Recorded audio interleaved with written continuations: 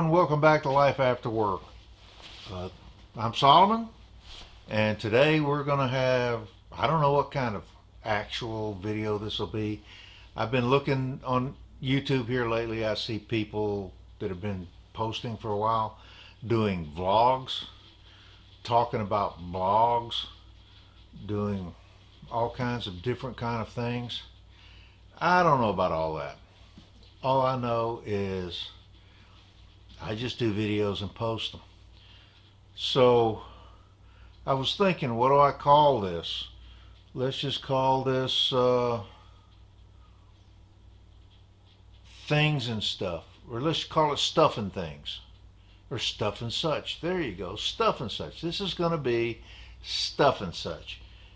This is the ship, trains, and planes workshop. So let's start with ships. How about that? So let's stop here and turn around and look at ships. Okay, folks, here's the New Jersey. I've been working on a superstructure. I've been wrapping the superstructure in this detailed outer shell. And I'll be honest with you, I had to work at it a lot. And I'm talking a lot. My files, my sandpaper, you name it, I've been working constantly. And I'm finding out that the deck is warped, the hull is warped, the superstructure is warped. It's because it's very thin plastic. So I'm going to get some styrene angle and stiffen up where I have to stiffen up. And I may end up having to glue the superstructure to the main deck and hold off gluing the main deck to the hull. I don't know. But anyway, that's where I am right now, and I honestly, every piece of this exterior, I'm filing the backs, I'm filing the edges, I'm getting it to where I can reduce this edge. You can see here, I've got a pretty good, divot there. But they get better as I go aft, and that's because I got clearer on the fact that this is an old model with old molds. So anyway, that's where I am with the New Jersey, and I'm continuing on, and every day I glue a few more pieces on, and every day I file a few more pieces down. But guess what's coming? Now this is coming attractions after I finish the New Jersey, and I'm going to try to pick up the pace so that I can get it done. But I have bought a new model. It's my next favorite model in the whole world. So give me a minute to set it up, and I'll try my best to show it to you, even though with an 8-foot table over there and a total of 12 feet across, I don't know if I can get this whole model in the picture, but hang in there and I'll be right back with you. All right, so here we are. I've got 2 yardsticks on that box. A yardstick, for those of you overseas, are 36 inches. A meter's 39 inches, so you can see these are pretty close to being a meter each. And what it basically does is it adds 16 inches to the 36 inches. So, we're at, what, 50 some odd inches. Hey, this is a big model. It's the DKM U-boat type VH, or no, I'm sorry, VH 7C U-552. And by the way, I think they were called U-boats because the German for a submarine was Unterwasserboot, which is underwater boat, so they called them U-boats. At any rate, this is a huge boat. It's a huge model. We'll look down at the side. I'll do box opening and everything later. One whole side of this boat is clear plastic. So you literally build the interior and then put the other side of the hull on, and it's got full crew. So this is the other side of my ship build. Now, ships, let's go to trains. Over here, I've got the Bumblebee going. And everybody's, I'm sure you're going to say, what in the world are you doing? You've taken it totally apart. Well, the 177 needed to come apart because it started with the back head. Now I'm going to show you two back heads. I would appreciate it if everybody would give me an opinion. I have two back heads. Back. Which one of these back heads do you like the most? Well, that's something you can put down in your comments. To me, it's this one. Some people might say this one. The fact is, all of the detail in this one is clear as a bell.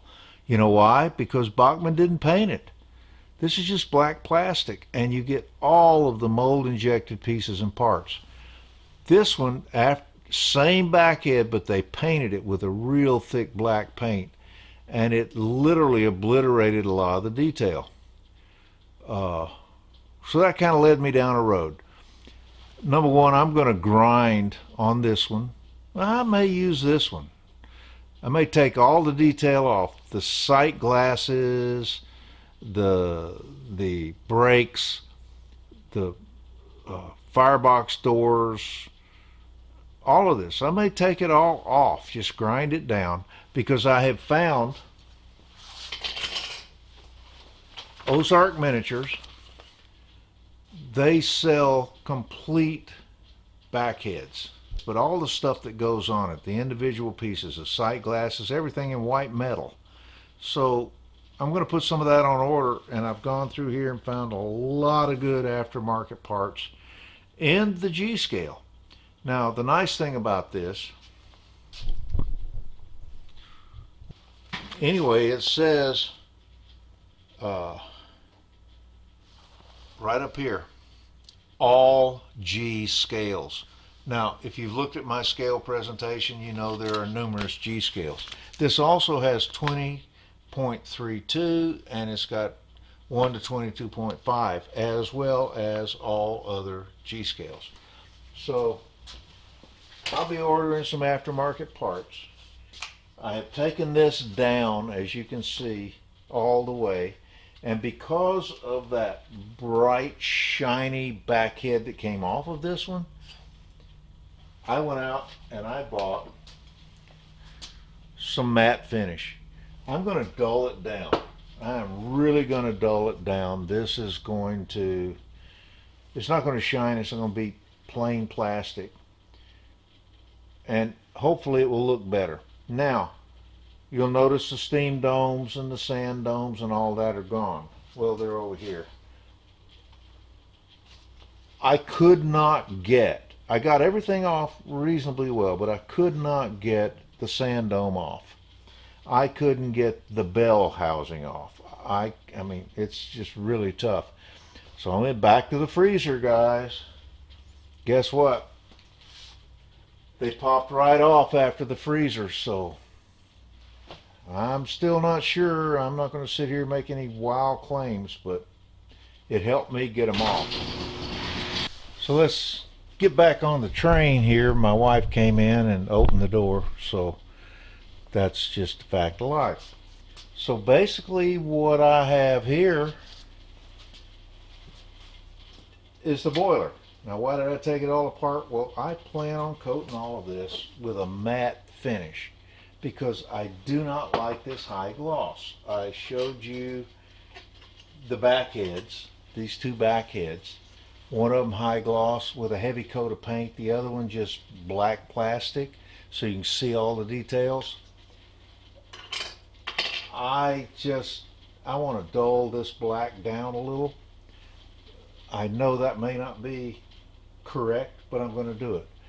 So that's one of the things on the list of things to do. Now, if you'll look in the background, you'll see these pieces back here. Now, guess what? This particular model is a step up from the one I took apart that was just a really cheap battery operated plastic model.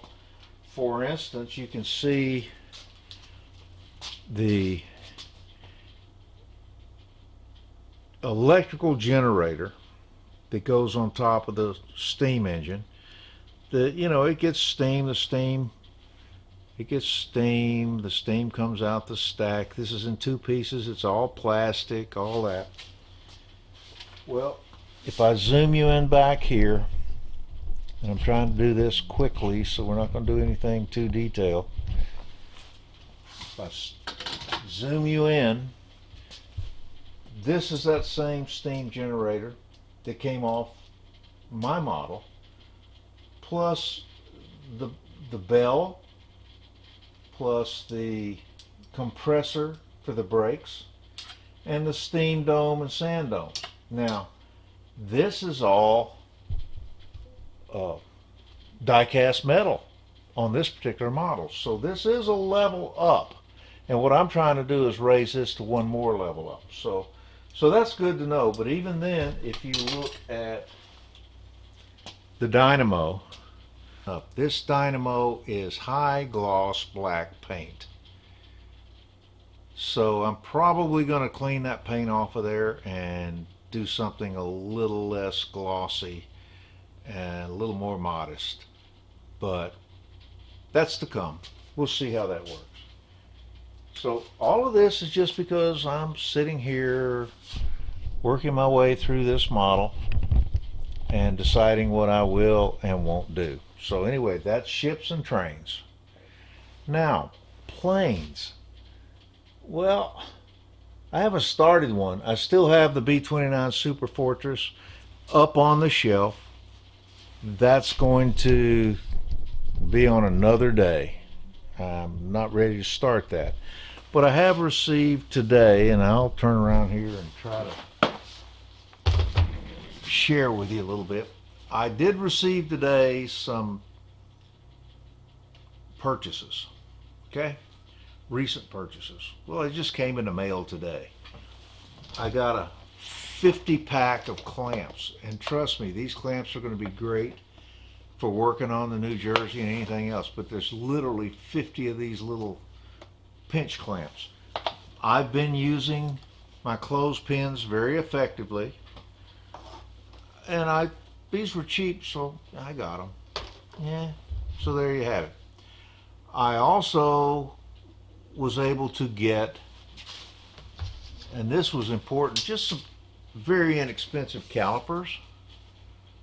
This way I can go around on my anniversary model 460 and find out exactly how big the brass wires are on it, because I was at the model shop. They've got 3, 4, 5 different sizes, and I can get the right ones because I'm going to upgrade the Bumblebee with all of that new piping.